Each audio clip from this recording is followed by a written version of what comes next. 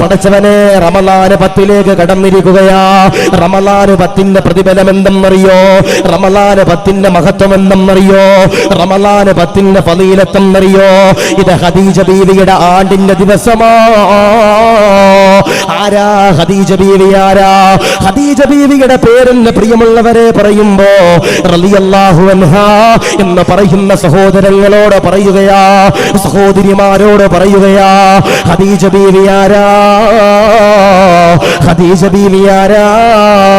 നബി തങ്ങളുടെ ജീവനാ, നബി തങ്ങളുടെ പ്രാണനാ, നബി തങ്ങളുടെ എല്ലാമെല്ലാമാ.